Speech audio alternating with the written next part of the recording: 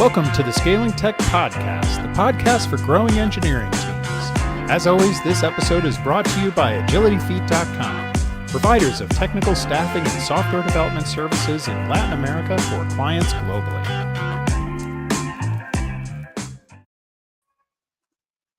I'm Aaron Syme, host of the Scaling Tech Podcast, and for today's live episode, I'm joined by David Bland, co-author of Testing Business Ideas and founder of Precoil. David describes his work as an independent arbiter of reality because he works with leadership teams to surface hidden risks in growth strategies and issue evidence-based verdicts in weeks. His work has protected companies from wasting millions on bets that won't scale and created millions in value by determining which ideas will drive growth. So his book, Testing Business Ideas, is an industry classic for entrepreneurs of all types in startups and large corporations. It's sold over 100,000 copies in over 20 different languages. David, I'm delighted to have you join us today. Thank you for being here, my friend. Thank you for having me. It's good to see you again. It is good to see you. And we're also joined by my colleague, Mariana Lopez, who will co-host with me today. Mariana is our COO at Agility Feet, and she's also an expert in user research and UX design, having studied human-computer interaction at Carnegie Mellon, and she's worked with many of our clients on choosing where to go next in their application development. I asked her to join me today because I know she's also a big fan of David's work. And so, Mariana, I know you have a lot of questions as well. Yeah, exactly. Thanks for having me. I'm really excited. I've used the Testing Business Ideas book quite significantly. So Excellent. Thank you. Excellent. No, really been looking forward to this conversation. And our spin on it today, the way we're going to talk about it is evidence-driven engineering. And so although Mariana and I have lots of questions for David, I'd also like to invite all of our viewers to join the conversation. And if you're watching us live on YouTube or LinkedIn, just ask a question in the comments anytime and we'll address it. But I want to start with David. I know that you've worked with a lot of business leaders on strategy. How often do you see engineering leadership participating in those conversations as well? And how is their approach different, if it is? Yeah, not enough. I need to see more of it. And I was having a chat about this yesterday with a bunch of leaders where I'm noticing we're taking our strategy and we're sort of like waterfalling it down into the teams. And I am a big believer of agile and iterative software development and lean. And I think I first got introduced to that stuff in around 2000. And I fully believe that that is the way we deliver working, product that provides value and solutions that provide value. However, what I think it's morphed into now is it's almost like the decisions are made by someone else of what to build. And we end up saying, oh, we're going to iterate through this thing, but we're doing it in a really confined space. We don't have a lot of space to actually test what can work and what can't work.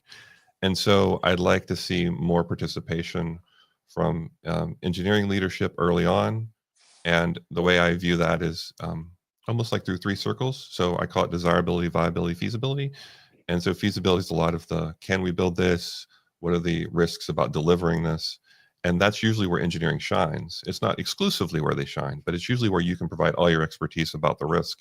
And I honestly believe that people need to know about that risk sooner versus later, instead of trying to figure out, oh, wait, we actually can't build this the way we thought we could, and it's almost too late because we've made promises. Of course, you would never see that happen, but I've seen that happen a few times.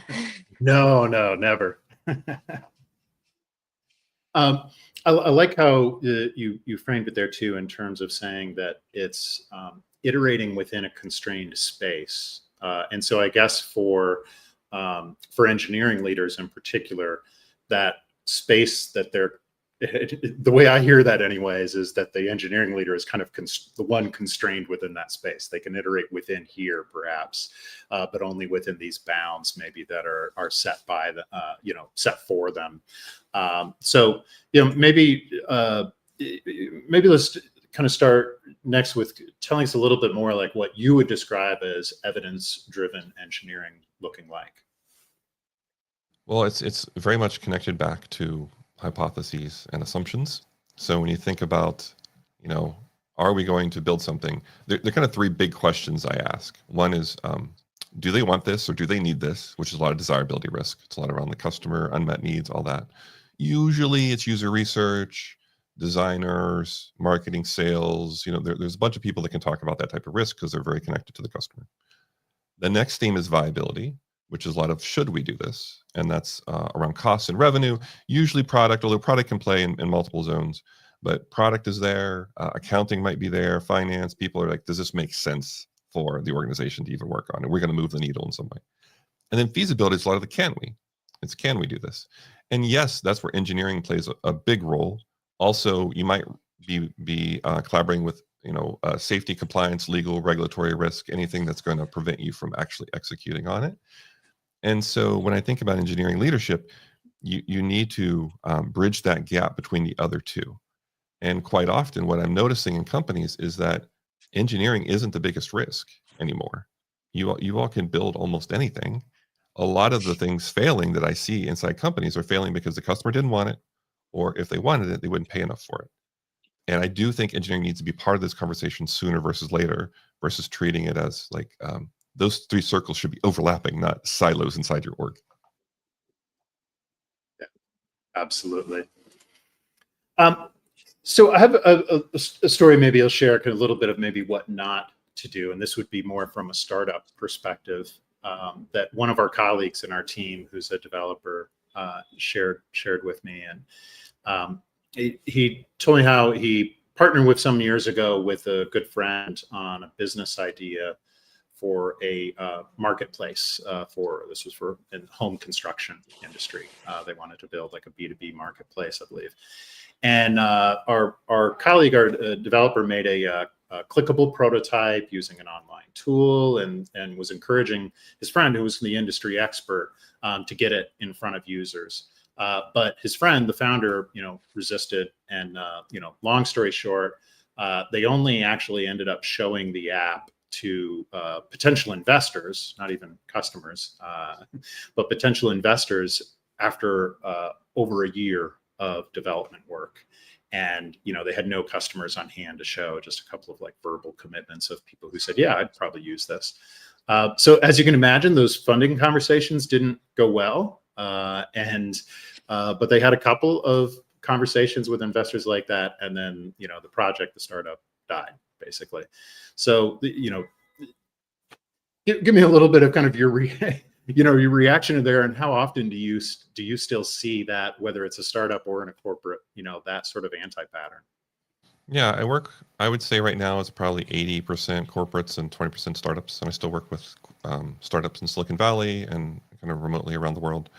And it's far too common still with regards to not testing soon enough with your customer base. And then when you think about raising money, I like to raise money from my customers, not from the investors early on. When you raise money from investors early on, you're giving away, a lot of your company. And usually I think of capital and raising funds for when I need to scale. I have something that's already has traction and I need to scale that, and I need more money to scale that, but it's already almost proven out. So I think, this idea of I'm going to build the perfect thing and then pitch it to investors, usually investors are going to ask, where's your traction? That's the T word they use quite a bit. Yeah. Where's your traction? And if you don't have any, there are a lot of investors that aren't going to be investing in you unless they know you personally and have invested in you before. So I do think, even though it's uncomfortable, it's getting that thing out in front of customers to get real feedback from them, because that's going to shape what you build over time. It's not going to be this perfect thing that's going to work right away. It's going to be shaped by customer input. And, without that, it's really, really tough to get it right. Yeah, definitely. On the flip side, so I want to tell a story where we were working with a client, and they wanted to push their customers to fill out some additional forms, and the customers weren't filling them out. So their brilliant idea was to build a modal, that would remind users to build this out. And I was pushing really hard against that, because it disrupted the experience and wouldn't really add any value. What we what we agreed on was we used one of the test cards and we said, this is what we're going to do, this is how we're going to test it, and if at least 10% of the users click on this modal, we'll keep it. And I was like, okay, I'm willing to make this compromise. And we ran the modal for 2 weeks, and less than 0.5% of their users clicked on it. We were very happy. It green lighted us to go do user research and understand why people weren't filling out those forms and how we could incentivize them to fill them out. So that's a amazing success story. But in this case, I was pushing back and they wanted to expose their users to it. Sometimes when we're running some of these with clients that do have a user base, they're more reluctant to expose their users to something that's unfinished or unpolished or a bad experience. How do you handle that when there's brand perception in the way of testing your business idea? Yeah, there are a few ways I approach it. It's pretty common. So we don't want to confuse our users, or we don't want to look like we don't know what we're doing. And brand is important, especially if your brand has been around for over 100 years, which is some of the companies I work with. Yeah. A couple of ways we do it is, one, I view it as like testing with your customers instead of testing on your customers. So this idea of, can we invite people in and test with them and be very open that this isn't fully developed yet and we need your feedback.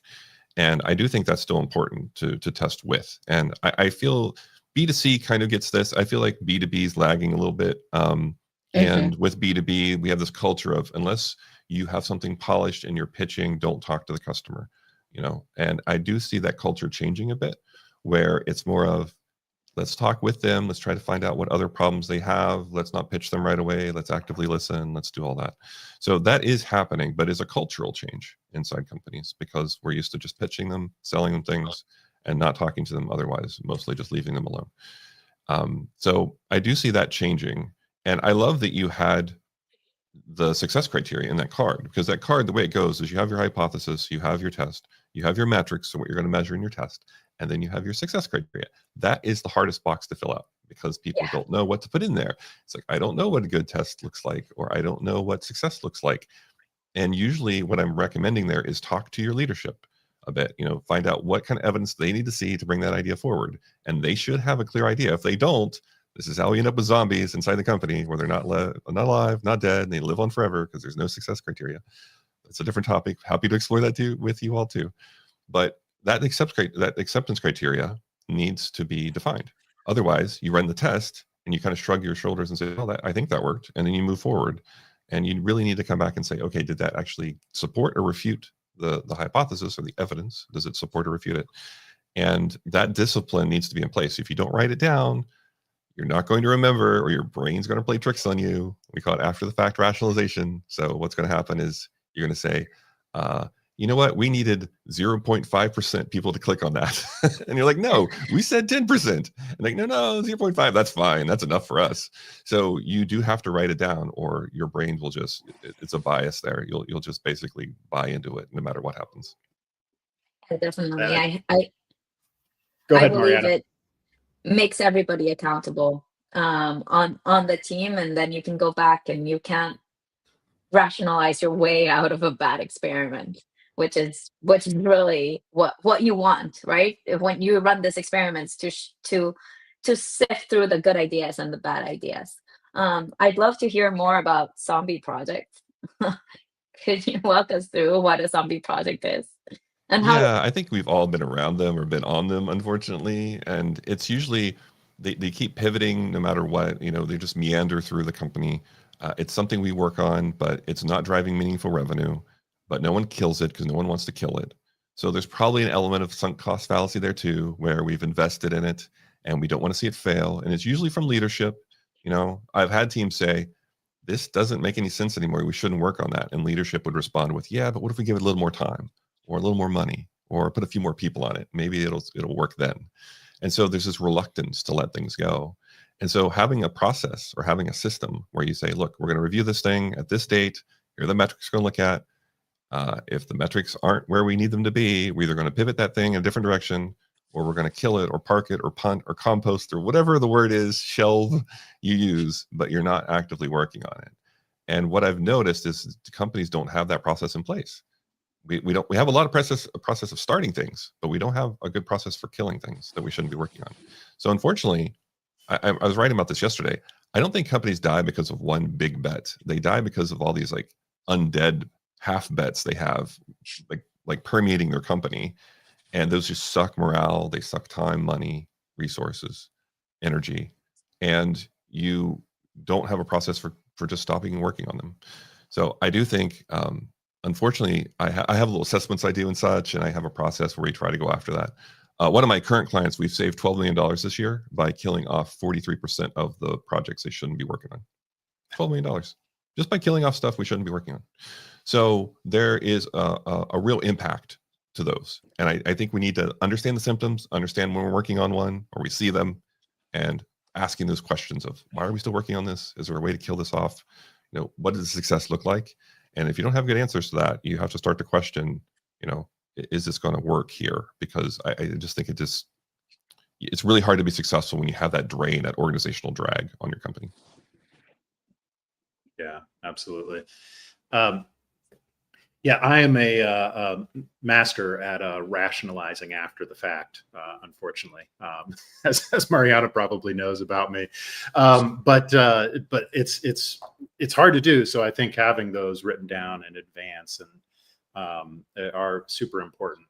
So along these lines of like how company culture affects the decision making in this and zombie projects, we've got a question here, sort of filling the screen from Lauren, that working in situations where, as a corporate innovator and product manager, she's worked in situations where a team, based on empirical results, determined that an idea was not going to be valuable, but higher ups in the company perceived this as a failure because expectations had already been set basically early in the year. So what strategies would you suggest for reframing a testing outcome from failure into progress, so that you have the flexibility in the roadmap to allow for these types of visits?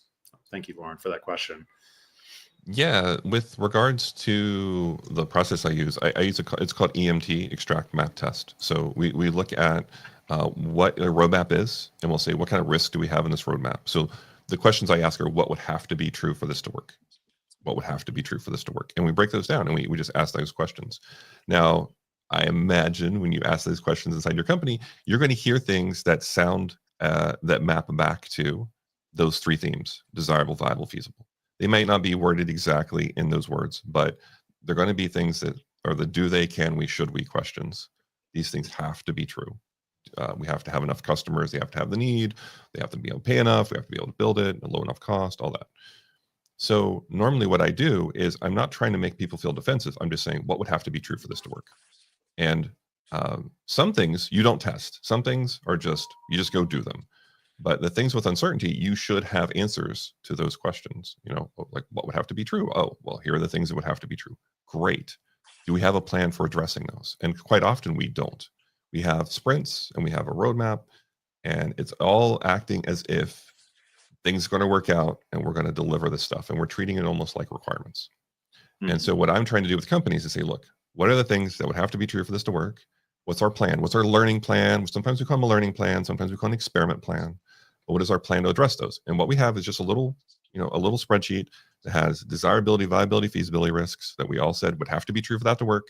What are our tests that we're going to run to go find out, and who's running them and when, and what's our priority to those? Normally, what I recommend is we don't start in feasibility land of here are all the things that are have to be true for us to be able to build it, because sometimes, one, those aren't the riskiest because we can build almost anything, and two, they're not as risky as people not wanting it and not paying enough for it. Mm-hmm. I've worked on projects where a team has been working on for 3 years, in manufacturing, and we didn't have traction externally, and we ended up killing the thing because people didn't want it, or the switching costs are really high, and they weren't going to switch to that new solution. The solution was great, but people weren't going to buy it. So when you think about that, the way I try to approach that situation is not making people feel defensive. It's more about, hey, what would have to be true for that to work? Great. What's our plan to address that? And then let's actively work through that plan in addition to everything else. So some of my clients will have like stakeholder reviews and things where people have to bring that plan. and they have a conversation with leadership, and I work with leadership to ask the right questions with that plan instead of, are we going to get ROI next month on this thing, which is normally the kind of questions you get. Where's our risk? How have we paid down our risk? Has risk increased or decreased, since the last time we've met? So it's not overly complicated. It's more about what has to be true. Are we tracking what has to be true? And are we trying to find out if it's true?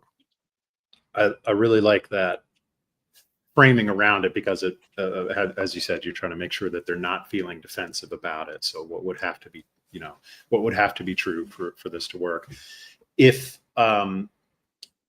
how do you bring that back up, let's say, like into that person's like KPIs for the year or their quarterly goals, which may be separate from the team, if they're a stakeholder, separate from the team that they're talking to, right? Like, how do you, for instance, if as a team you say, well, this is our learning plan, I think our experiment plan, as you said, I really like that idea.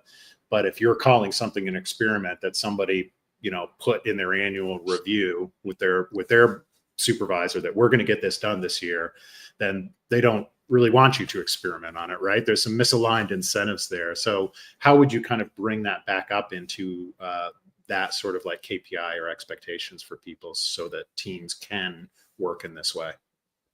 Yeah, ideally that conversation happens before that commitment Right. has been made. For sure. So, what I'm doing is I'm working with HR and I'm working with other folks to think through, okay, how do we incentivize people to embrace this way of working? And that goes everything from KPIs, but also to coaching, internal capability. I train a lot of coaches inside companies, and now like the certification for this, and also for EMT, and for, like your yearly goals. There are coaching criteria in there now as far as being able to actively coach, because I can train a lot of people, but if you're not actively applying it on, let's say, projects that are being commercialized or different products, you're not really applying it. You're not getting the benefit out of it. I mean, I could train people all day, but I want you to actually see the risk reduction. And like I said with the other client where we saved 12 million, that's by applying it to real opportunities. So I think there's a mix of having the conversation about incentives. How do we incentivize people? And also, when we get to our plans and our yearly reviews, what does that look like as well for building that internal capability? But I don't have a perfect answer for someone's already committed and then they don't want you to test. I mean, that's more of just you have to have those conversations about, okay, what are the risks in your KPIs? What are the assumptions in your KPIs? And I've had that conversation with a few people over the years that have written books on like OKRs and things. And what we've tried to do is say, like, what are the big assumptions that would have to be true behind these? And can we at least put a spotlight on those? And I don't see that happening a lot either sometimes with OKRs. I feel like the way they're working is, I don't know, they're very popular, don't get me wrong, but the way they're being implemented sometimes, it makes me scratch my head. So overall, I would say it's going to be a hard conversation if people have already committed to things and then you're saying, let's go test. So it's more about how are we committing? How are we making those commitments? And if you hear a theme through everything of my answers, it's always about like, what would have to be true? What are the assumptions? And can we go visibly prioritize those and go test them? I mean, the principles are the same. It's just the tactics look a little different depending on how you're applying it and what you're extracting risk from. That makes sense. Mariana, where would you like to go next? Definitely. Let's talk a little bit about how testing and how validating your ideas has changed with how fast you can actually do things. Feasibility has become a little bit less. Timelines have reduced. Everything is now almost possible, right? And how do you balance a little bit of testing your idea with how fast it is to generate products, right? Before we would do wireframe tests or pencil and paper tests of some of the things, and it had that like unpolished, not yet finished feel to it. And now we're getting a lot of push of let's just vibe code the application and have users walk through something real. What are the drawbacks of using the fast AI method to test? Yeah, I love vibe coding, and all the stuff that we're seeing, it's very disruptive to internal processes of how we build things and commercialize things. I just spoke to a Silicon Valley, I won't name him, but is a chief innovation officer in Silicon Valley. And he told me that his product team is no longer writing product requirement documents, PRDs. They are now vibe coding everything and just handing it over. And I was thinking, okay, we don't know what the impact of doing that is yet. I also talked to senior level execs who I think it's just fun to vibe code things, and it's almost like back in the day when they were a developer, and it's so hands off for so long. It's like, oh, I can finally be hands on, kind of in a way, and I could vibe code something and I could hand it off to someone to either make that design real or write that code. And in reality, I think the quality is very subjective. It does look polished, but the information hierarchy is usually all wrong, and that code is not something that we're going to be able to use. We'll probably have to rewrite everything, and the design probably needs to be reworked. So there is still a lot of rework, I think, with the vibe coding sort of trend. However, I do think for communication and communicating about MVP, it is interesting. The one challenge I think we run into, though, is when you don't show anything that's low fidelity. So I'll use this in terms of low fidelity, high fidelity. So low fidelity, like your sketches and your wireframes and all that, you don't get feedback when you show those to people. You don't get feedback on, oh, I wish that button was red or blue, or I wish you'd move that over here, because it's a sketch. It's obviously not working. You're just showing something conceptually, trying to get feedback, trying to see, is this of value in any way? You don't get a lot of usability feedback of, oh, I wish that sketch was like looking like this in the sketch. I mean, you usually talk about value, and it's because people understand, look, this thing isn't fully polished. However, you vibe code something, it looks polished. It may even kind of work because you have like super base or something in the back end and some like, a couple things hooked up. And the kind of feedback you might get there is about usability. It's about, oh, I wish that button was green, or I wish that was blue, or I wish you'd switch this flow. And what happens sometimes is you infer or you imply that they think it's valuable because they're telling you what they want it to look like instead, because it looks really polished and they're giving you feedback on something that seems really polished. However, be mindful that they might give you that kind of feedback all day. They still will not buy it. They would still never use it. You can make all those changes, and when you go back to them and say, okay, here's the price, they're just gonna walk away. So I'm a little worried that we're skipping the step where we start to truly understand, is this valuable to the customer? And we're showing them something polished, which is fine. However, we're not setting the context properly, and they're giving us a bunch of usability feedback, and we're not understanding whether they actually pay for it or not. So that is something I am keeping my eye on. I'm not saying it's huge, widespread yet, but I do have teams that have misinterpreted usability feedback for value and then been surprised later on when the customers wouldn't pay after they told them to change all the button colors and change the flow and move the features around. And it's accelerated that a bit is my concern.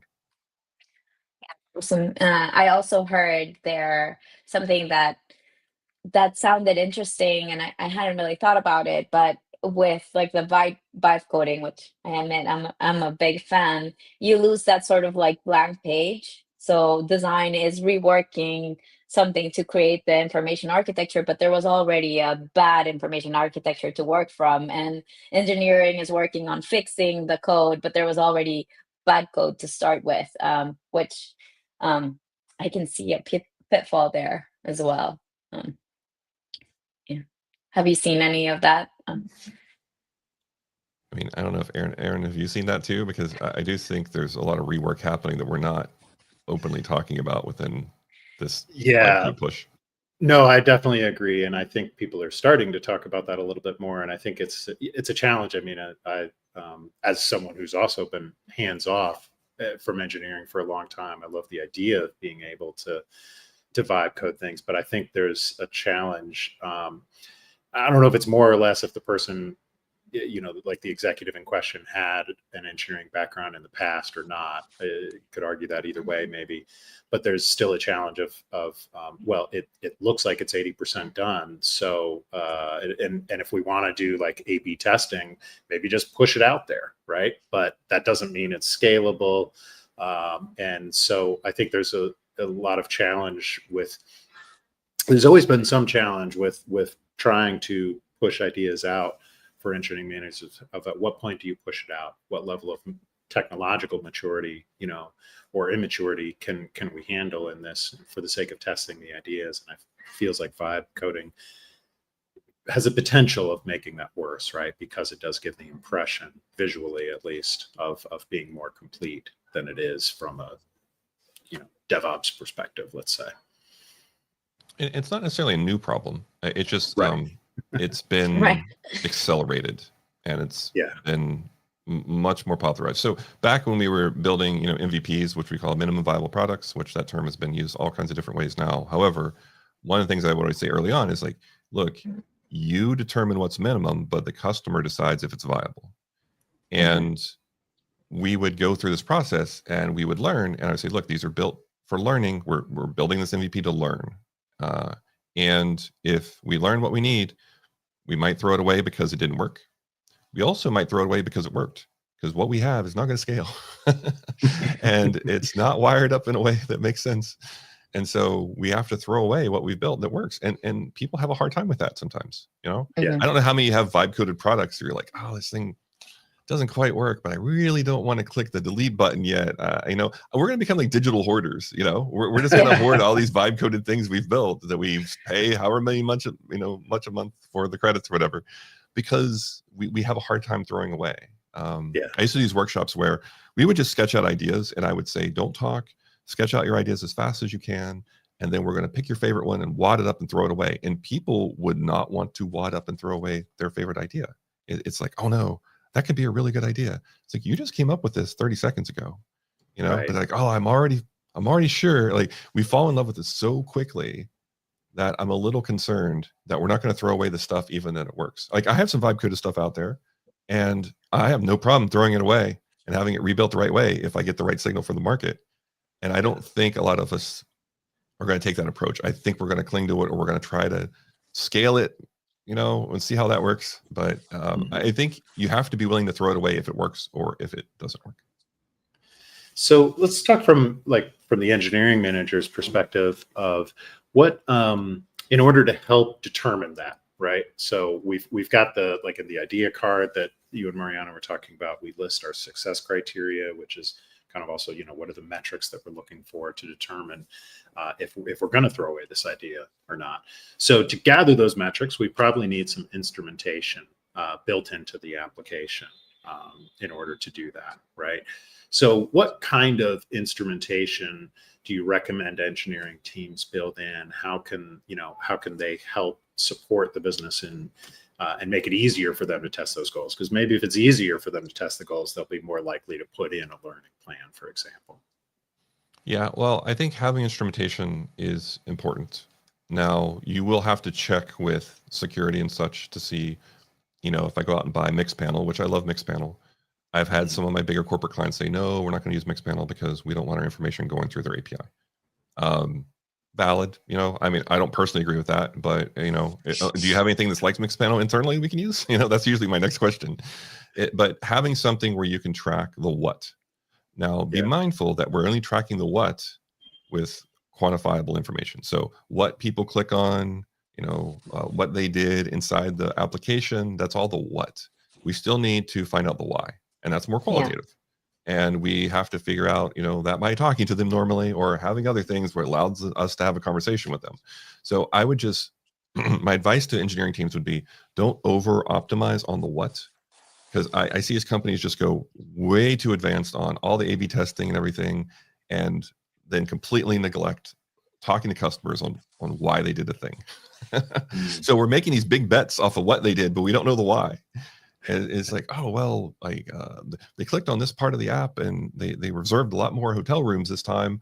That must be because of what we just fill in the blanks of why they did it, but we don't know. So what I also recommend is having that connection to your customers, if possible, even weekly. That's something Teresa Torres writes about quite a bit. And I'm a big fan of her work. And just the idea of keeping connected with your customers and trying to understand the why behind what they're doing. And so that's the big advice was, I think you'll figure out the what and how to measure the what. And there's some metrics we can talk about there, but also don't forget the why. Don't forget connecting to people. And some of the big opportunities I've seen in companies was, tidbits we heard in those weekly interviews with customers about, like one of the ones I have in the book is we're really struggling juggling selling and buying a home at the same time. That was my big project at realtor.com when I was coaching them on, was we kept hearing in customer interviews, people were really struggling with trying to buy and sell a house. And so what we wired together was just this little Pendo flow, it was a little modal thing that says, hey, struggling to buy and sell at the same time. And we put it on the page where we know those people were, and start here. And they would click, they would fill out a couple fields, and then we would create a report for them. The project manager, his name was Dave Masters. He would create a report for them. And then he would talk to them again. He's like, here's my link to Calendly. If you want to talk about this report, I'd love to know how valuable it was. And by learning that, they took a whole piece of their architecture and moved it over so people could interact with something. And they actually didn't have to build much. They just repurposed what they already had. But the flow was not in a way where people could uncover that, And so they were really struggling. And we heard that through the customer interviews. So I would say from an engineering point of view, don't neglect the why. And also don't be afraid to be on those conversations, even if you're not leading them. Like take notes, just listen. You're going to understand so much more context of what you're building and why you're building it by just participating in that. I honestly believe like your most valuable time isn't always writing code. Right. There's so much else that goes on there. And listening on these calls, you just block out some time every week and listen. There's a lot you can learn about the why, and it's going to end up impacting and shaping what you're building. Definitely. Continuous discovery is one of my favorite concepts as well. And I really like the example that you use because you put the pain point in the context where it belongs.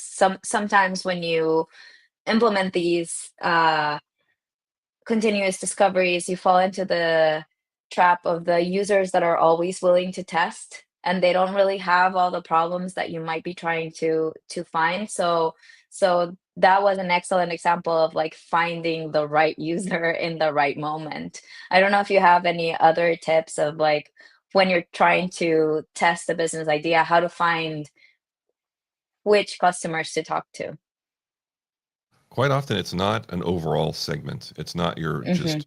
I'm always nervous when we talk about like what would have to be true for this to work. Okay, so Right. we talk about desirability and we say, oh, customers will have to have this, whatever this need. I'm like, okay, which customer? That's usually one of my first questions. You said customers. That could be a lot of different people. Let's get specific. And ideally, when we're running tests, it's for a very, very specific segment or subsegment. So we say, oh, do they have the problem? Are they actively, or are they aware of the problem they have and are actively seeking a solution to that problem? Ideally, that's where you start because you're starting with people that, okay, they have this problem. They know they have this problem. They are aware that they even have the problem and they're trying to find a solution to it. And maybe that's through like using your app in weird ways. I worked at like tech startups for first 10 years of my career. And they're all software as a service, mostly B2B. And we would see things like, oh, they're using the notes field, but they're putting a bunch of weird stuff in there that aren't really notes that we would intend. What's going on there? Let's go find out. So you'll hear about these things that you'll observe what they're doing inside your app that just feel like abnormal, And I think that's like a sign. That's a sign that there's something that could be there where you could find a way to solve for something maybe in a different way that the customer isn't even aware of. And so I'm a big believer of that. And so working through that with your team, if you have that, you call them trios or squads or pods or whatever you want to call it, but this representation that can answer risk around desirable, viable, feasible, having that conversation and building that rapport with each leader, design leadership or research leadership, product leadership, engineering leadership. I think that's really important because if you skew one way or another too far, then you don't know how your risk is in relation to the other themes. So maybe this is going a little bit too much in the what instead of why, and so feel free to tell me that. But when we think about like the team needing to agree on metrics to use, like you just mentioned a few different roles that people who will be involved in sort of testing the product, and I think like an engineering manager is probably going to focus on technical metrics, and marketing person maybe on page views, maybe a sales person is going to be most interested in just, revenue generated, right? So do you try to, would you suggest having kind of metrics for those different stakeholder perspectives, or would you encourage teams to let's focus on a single metric and kind of derive the downstream value from it, say, like, focus on a single number or a collection of numbers when testing an idea? So I use sort of it's kind of a funny sort of way to call these metrics. We call them pirate metrics because it's AARRR. That's why we call them pirate metrics.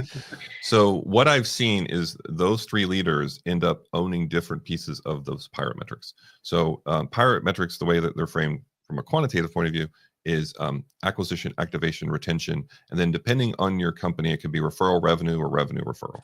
So that's the AARRR.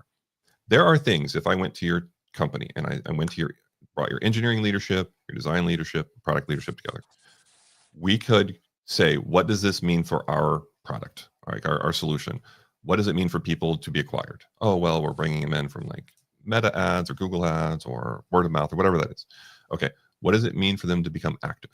Oh, well, they download our app or they register, or there's something that you could probably come up with as a team to say, this is what happens when they become active.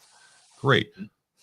What does it mean for them to come back? How often do they come back? Or do we have different subsegments that come back sooner versus later? And do they use it more frequently versus less frequently?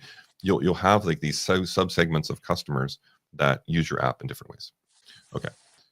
From there, it's like, okay, well, what's our referral strategy? What are we tracking there? To get people to refer other customers that would come in through acquisition. What is our revenue? Like, where do we get paid for this? What does that look like? And so what I've noticed is if you have a system like that, and I use that one just because it's one I can remember, and it works pretty well, at least if you have like a SaaS company or B2B or B2C. And that gives you a nice quantitative baseline. And then you could say, you know what? We're measuring this and people just aren't coming back.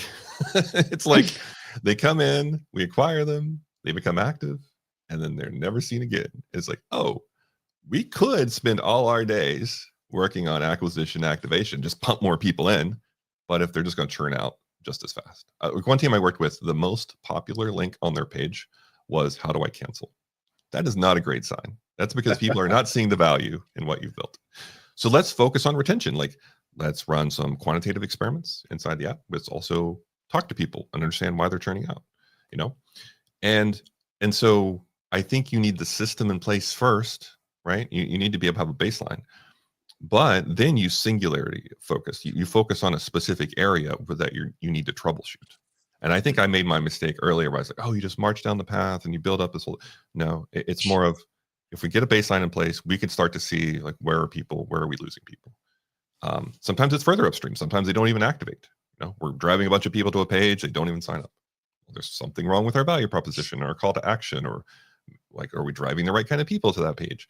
So I think once you have a little system in place, instrumented, and this is the important part, like when you run those experiments, you could see, did we move the needle in a specific way? And that's where this evidence-driven engineering comes from. We had a hypothesis. We think we can increase retention by whatever percent. We ran that experiment. We integrated it. We implemented all the analytics in that, and we ran it, and we saw it made no difference whatsoever. Or it made it worse. It's like, okay, let's rethink what we're doing here. And without that, you run a test, and then people just look at each other and like, I think the experience is better. Yeah, I do too. And you just move on. Like, you don't know if you actually move the needle. So I do think when we talk about evidence driven, it's, do you have that baseline in place? Do you have agreement across functions about, what these things mean to us, and can we measure them? And then when we test, can we see something move? It does require a bit of discipline, but once you get that baseline in place, at least you're making bets and you're seeing, real results versus just kind of guessing that, okay, I think we made it better. Let's keep doing this. But it's so much more comfortable just to say, I think we made it better. Like, dealing with real evidence, David, it's hard sometimes. It hurts your ego if that was your idea. It does. And so there's a lot of mindset stuff here as well, like open to being wrong. And I fall in love with stuff too. I mean, I did this whole thing about the book, about how I tested the book. And the cover I thought was the best cover did not end up being the best cover for the book, in my opinion. And yet the book sold, six figures. So I think it's hard. It's really hard. And we need to be able to work through this mindset shift together of it's okay to be wrong. It's okay to learn and iterate and move forward. And I think it's the one thing that's holding us back right now. It's not the tooling. It's not all the solutions to do this work. It's I don't really want to be wrong. So I'm going to run this test for a very long time, or I'm going to put the success criteria so low that I can just hop over that bar and move on.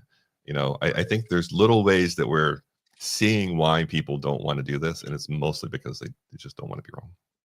Yeah, yeah, totally. You made a comment earlier that I want to come back to when someone said, well, a customer wants this. And you said, well, which customer, right? And so talk a little bit about that, because I think a red flag for me is when the stakeholder is trying to say that they're the customer, right? They're saying, well, look, I'm a user too. I want this, right? And I know what the customer wants. So, it could just be a dodge for what they want as an individual, or, maybe there was a real user outside of the company, but, it's kind of the single loud customer that they happen to agree with, right? So how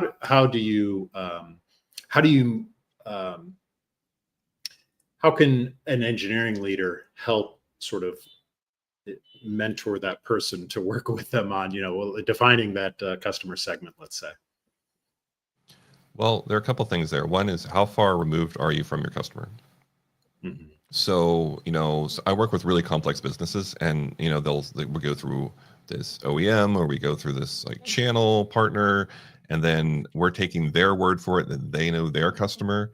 And then I have to break it to them that, I actually work with that company too, and they don't know their customer. So that's why they brought me in. Like, be careful of how much, trust you put in their words, because they're trying to figure it out too.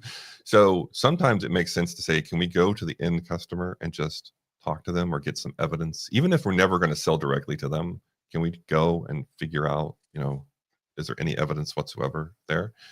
There's also this I'm the customer thing. I worked with a lot of travel companies. It was the worst inside travel companies. I mean, it's like, I travel, I'm the customer. And you're like, no, you're not really. I mean, how many of you are there in the world, And so I really like that framing of, do they have the problem? Are they aware? Are they actively seeking a solution? I love that frame. I first learned that from like Steve Blank, and I think Justin Wilcox and some other folks. But it's stuck. It's one of the things that's worked really well for me when people say, I don't know how to define the segment. I was like, okay, well, who has this problem? Oh, well, these people do. Do they know they have it? Well, this one segment knows they have it, but this other one, I don't think they even know. Like, is there any observable evidence that they know they have a problem? And the way you approach those two different segments is very different. One is, I have to build awareness. I have to talk about symptoms and all this other stuff. And the other one's like, no, they already know they have it. Okay, great. Are they seeking? Is there any observable evidence that they're seeking? Well, some are aware, but they're not seeking. And we have to figure out, okay, why aren't you seeking? Did you try to seek and then just gave up? Or is it not? We call these headache versus migraine problems. Like, they're not seeking because it's kind of just a nuisance and they just ignore it. Versus this other one says, oh no, it's like a migraine problem for them. They're going to go and seek a solution. So it's a really 3-step simple kind of flow. But I find just asking the questions should narrow you down into, okay, we think we have a group of people that they have it, they're aware, and they're trying to find a solution to it because they've either asked us or they're searching online in forums and all these other things. But then it becomes a conversation about investment and how much are we going to invest in this. And I have a hard time with people saying, I'm the customer, I think we should do this. I was like, great. And maybe I'm aging myself out a bit, but like a lot of people I'm working with are near retirement age. It's like, great. Would you bet your retirement on this? Would you, if this was your thing, would you invest your retirement money in it? And they're like, no, I wouldn't do that. It's like, okay, tell me more. Why wouldn't you invest your own? You'll invest the company's money in it, but you wouldn't invest your own money in it. So I try to just get to like their conviction and, is this something that they really would invest in? And that's the other angle of this is like, yeah, you can get your segments probably using the 3-step method, but then it becomes, would you really invest in this? Like, what kind of evidence would you need to see to invest your retirement in it? So it's like little questions like that, I guess, as a coach I can throw around because I'm coming in from the outside. But they do have an impact because we're trying to figure out, is this something we should invest in? And if people are trying to push it forward, but they would never invest in it themselves, then I start to question the why of why we're trying to push it forward. David, I think you just changed my life by now I'm going to ask, would I bet my retirement on this idea? And Mariana, you can hold me to that because I'm getting old enough that I need to think that way. I have to say, I learned that. I have to say, give a shout out to Mike Dubansky. He's somebody I work with and I pair with. And I watched him do that and I was like, ooh, that's really good. So also shout out to Mike. He's amazing. But that is, it gets at some of the heart of what we're trying to do is like the why behind. Yeah. So feel free to steal it. I stole it from Mike and I'm sure he would want everyone else to use it too. Definitely stolen. Mariana, what other kind of closing questions do you have for David? So my question is, I've been really good at running short experiments. So say a week, 2 weeks, sprint time. How do you handle longer experiments and when what are ways that you can say, well, even if we said we would run this experiment for a year, let's pull the plug and mitigate that. You mentioned something about like the length of experiments and sometimes there are things that take a while to like build traction and longer sales cycles, especially in like B2B. So how do you uh you know coordinate that? It's challenging, and I'm really worried when I see a bunch of long running experiments. It's almost like my feelers go up as a coach of, okay, we're waiting too long to learn, basically, is what's going on here. So there are a couple things that feed into long running experiments to begin with. One is usually we have put too much into the hypothesis we're trying to test. And so I would look for the word and. That's usually the trigger word I look for. So it's like, we believe this and this and this and this and this. And therefore, to get the ultimate proof, we have to run a year-long experiment to find out if we're right. Normally, I would advise against doing that. I would say, okay, let's take all the ands and break those out into separate pieces. And can we test those in smaller ways? And so that shrinks down your time horizon on your experiments. With the things that are long-running B2B sales related, I try to really question the teams and challenge them on what would be the leading indicators that we're headed in the right direction with this. Because you really don't want to be in a situation where we're like, well, we have no idea, and we have to wait a year, and then we'll find out if what we have to find out. Ideally, you want to see leading indicators throughout the year of, okay, we're trending towards that thing happening. Granted, you usually can't predict the future, but you want to break it down into leading indicators of what are the things. I often do this with the teams when I talk about this say-do gap. Sometimes we have what the customers say and what they do. We're trying to close that gap. And it's like, okay, well, they said they would do something in an interview. Great directional evidence, but we have no idea if they'll actually do it. And then we're like, oh, we did a survey. People typed in a survey. They would do this. Great directional evidence, but we have no idea if they'd actually do what they typed in the survey. What's like the next best test we could run to find out would they do that thing? And it's like, oh, well, we could do some kind of call to action where we invite them in for something and we participate. We do like a co-creation thing, or we could have them like sign a letter of intent. It's like a 1-page non-legally binding document, but they have to put it in writing in a different way where it has a little bit more skin in the game, so to speak. And a lot of people won't even do that. One of the famous case studies we have in the book is this guy was trying to sell like this connected sprinkler system thing to landscapers. And they would say like, I want 50 units. We're like, great, let's put that in writing. And they would say 25. They would write 25. And it's like, you said 50. And they're like, yeah, but let's start with 25. And they realized that like half their demand was gone just by doing letter of intent, just by writing. And they could get out of it. They were non-legally binding, but getting it in writing. Okay, what after that? Well, we could have them prepay a specific amount. We could get it to currency at some point, but I try to think about like, what's your next best test? What's your currency with your customer? And can you get them to kind of close that gap over time? And there are a lot of things you could do. That's one of the reasons I wrote the book is, there's 44 in there. I have more in that in my like AI powered library now, But this idea of, can we kind of shrink that and find out how, like, get better evidence and stronger evidence and have more confidence as a result. And I think it takes a bit of discipline and a bit of creativity, but it will help you prevent this situation where we have to run an experiment for a year and then find out if we're right or not. Or, we have this, we're going to test this and this and this and this and this. Just like break it down into smaller chunks. And then can we think about that next best test? What was the next thing that we could do that would generate a little better evidence that we're on the right track? I think those two sort of approaches help you stay out of that situation where you have a bunch of long running experiments, because I would be very nervous if I was on a team that had a bunch of long running experiments and we're waiting to the end of the year to find out, are we right or not? Absolutely. Well, David, we're pretty much at the end of our time here now. So unfortunately, we need to wrap here and get back to go doing some small experiments and small tests so that I don't have to bet my whole retirement on each of them. But I really appreciate the conversation with you, David. Thanks so much for joining us. Really appreciate it. Are there any closing thoughts that you want to share, or where can our viewers learn more about your work? Yeah, I live and breathe this stuff. This is what I do every day. I would say if you want to reach out to me, David J. Bland, so it's just my name, davidjbland.com is one way.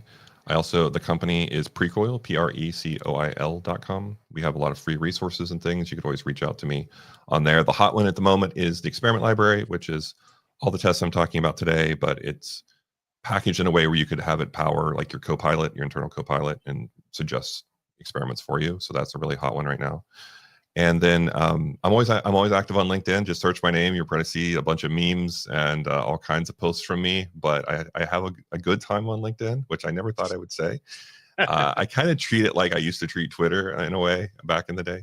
And I just try to make people laugh and educate them and share. I try to be really transparent and build in public of what I'm working on. I try to really apply it to what I'm doing. So davidjbland.com, precoil.com, or just find me on LinkedIn. I'm pretty easy to spot. Perfect. Thank you so much. Really appreciate you joining us today, David. Thanks for having me. And Mariana, thanks for co-hosting with me today as well. Thanks for having me. It's been a pleasure talking to David. I'm a huge fan. And for all of you who want to learn more about this episode or any other episode of the Scaling Tech Podcast, make sure to check us out at scalingtechpod.com. Thanks for listening to the Scaling Tech Podcast. In addition to bringing the Scaling Tech Podcast to you, at Agility Feet, we help companies to build tech teams across Latin America that are truly theirs. We can help you scale with confidence, with everything from staff augmentation to establishing your own technical center of excellence through our Build, Operate, Transfer model. We can do that for you in Colombia, Panama, Mexico, or elsewhere in Latin America. So check us out at agilityfeet.com to learn more. And if you haven't already, please subscribe to the Scaling Tech Podcast on YouTube, Apple Podcasts, Spotify, or wherever you're enjoying this episode. We'll continue to bring you insightful conversations about engineering leadership and building technical teams. To see our past episodes, check out scalingtechpod.com.